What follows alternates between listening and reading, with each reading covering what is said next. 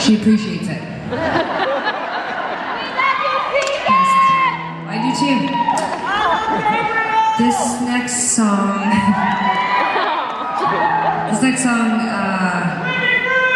is not, but soon. It's funny every night, it really is, you know. When we first started touring, we were just out of high school, and we were really determined to not have to go to university, which is probably the opposite of what a lot of people think we were going to say. Like, we weren't determined to make it as musicians, we were just determined not to have to go back to school. So it was sort of like each time we booked a gig, or when we finally signed a record deal, or when we landed an agent, it was just like, thank God. We were obviously, I mean, it's fair to say, like, we're bright, we liked school in some ways, we liked the social aspect of it, you know, we did well overall, like, we're kind of average at certain things like science and math, and, but we were big readers, but we just, you know, we both wanted to escape the school system, and music was sort of this amazing place where we could put all of our energy and our feelings and thoughts, but also, you know, we could see the world, and, you know, it's weird when I look back on it, because I actually didn't really enjoy being on stage when we first started. I found it very nerve-wracking. We didn't have enough songs ever to fill the set, so we used to have to talk. And we were not naturally good at the banter thing when we started. It was mostly just us.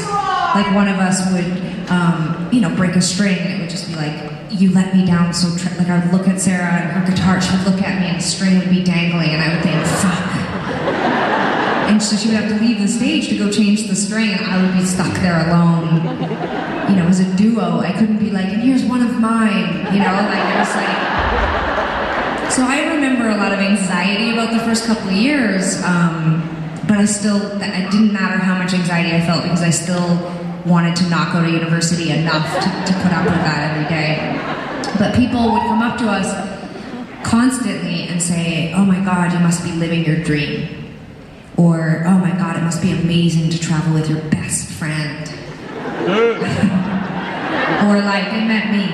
They meant Sarah, yeah. You know, and in some way, I mean, I don't in any way mean to, like, you know, like, be negative about it, but like, oh, it wasn't our dream. We didn't have any dreams. We were kind of like burnouts who just like, were obviously bright, but kind of just weren't focused and didn't have a lot of structure, and we loved music, but like, felt anxious on stage. So it was like this weird thing where we'd have to start to pretend. You know, people would come up afterwards and say those things, you must be living your dream, and we'd be like, oh yeah. And then we'd get back to the, you know, Super 8 in the shared room, and we'd be, you know, paying out the, you know, $100 we got paid to play the gig that night, and we'd go into the room and we'd both turn our backs, you know, in our weird, gross, sunken in double beds or whatever, and I would be like, it wasn't like pillow fights and like, oh my God, you're the best time, best friend, sister. No, it was like super depressing, but I mean, this is a long way to get to the point that I was going to make, which is that then we landed this huge tour. We signed a record deal, we were 19, and we landed our first tour, and it was opening for Neil Young and the Pretenders.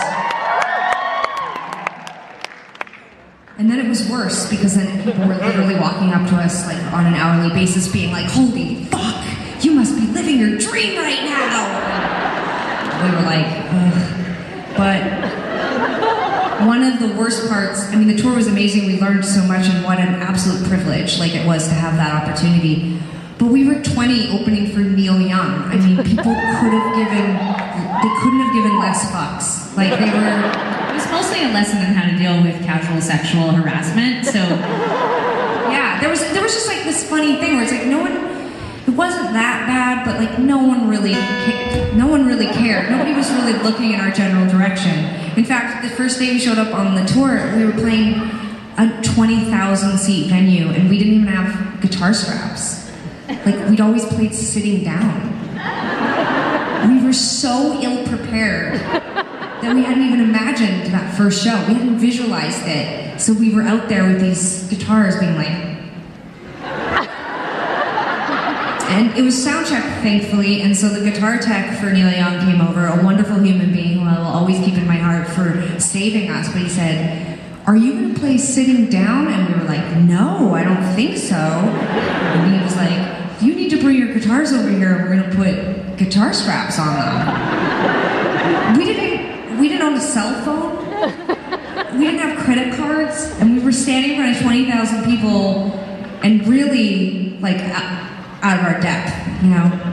And every single night, some guy would go, Freebird! And you know what I thought to myself is that every night I would hear that and the audience would laugh and guys would be like, patting each other on the back. And you know what I think? I think one day we're gonna be in front of our own audience. And they're not gonna call out for Freebird. That's what I would think. And 19 years later, it's true, they don't. They call out for Living Room. Thank God we play it. Because I don't know what we would do. We'd probably go completely apeshit now because at this point we've heard it. But every night that happens, I think, yes, they're calling out for a song we play. It's ours. It exists. It's not Freebird. We've come so far. Yeah, they also call out for Superstar, which we're literally never going to play. That's my Freebird actually. In fact, if you review the show, or you follow us on social media, we always try to encourage a unique hashtag. So please use the hashtag Superstars Tegan's Freebird. It's long, I know, it's clunky, it probably won't get trending, but you know, you could try. I hope the story wasn't lost on all the people calling out for other songs, but it was. This next song is from the record We're Here to Celebrate. It's called 19.